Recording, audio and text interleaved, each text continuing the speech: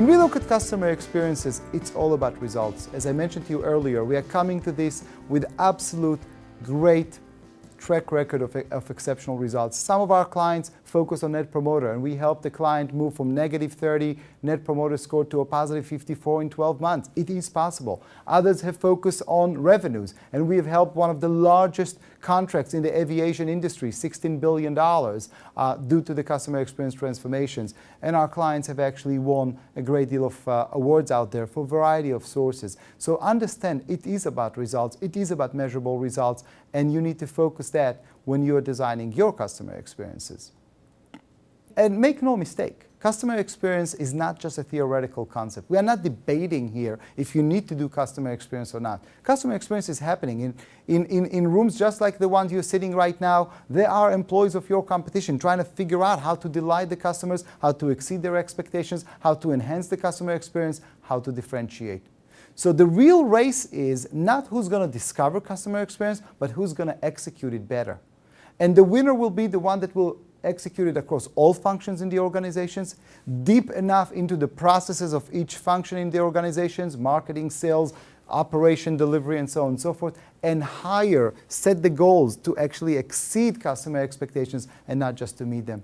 It's execution time, guys, and the race is on, and it's your choice. Ultimately, when we look at customer experience, and we'll summarize what we talked about today, it's the difference between selling to customers, which is trying to provide them with a vanilla product that they don't find differentiated, or adding value to the point that they're actually delighted and see the value on their own in a very natural way, without discounts, without incentives. It's about treating customers as a destination or as a journey, learning to understand how much the customer is worth for us and investing in the future. It's the difference between transactional and experiential. It's a difference between physical and emotional. It's a difference between being at par or going above and beyond.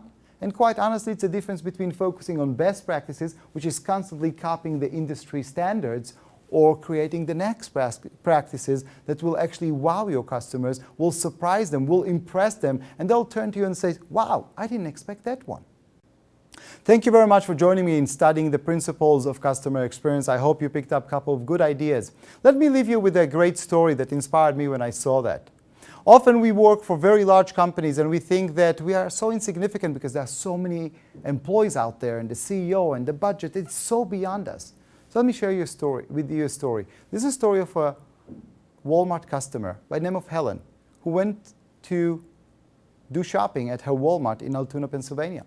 It was Thursday afternoon, she was collecting her items, and as she got closer to the cashier, she discovered that her wallet was gone. The store manager helped her look for the wallet, but they couldn't find it. Eventually, they found it all the way at the end of the store.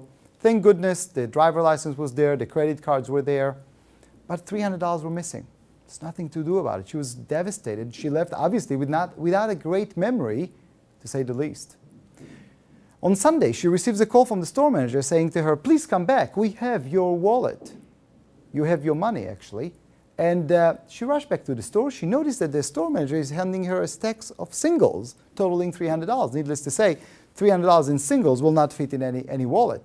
So she turned to him and she said, where did you get the money from? And he said, well, let me tell you a story. Thursday evening, after we closed the store, I shared your story with our associates. Two of them were personally insulted that happens in their Walmart store. They didn't care about the rest of the Walmarts. This was their Walmarts.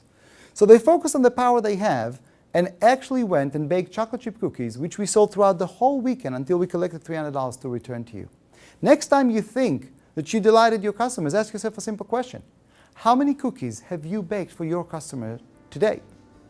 Because in this life, we are no longer being measured by the number of moments we breathe, but rather by the number of breathtaking moments we create. Thank you very much.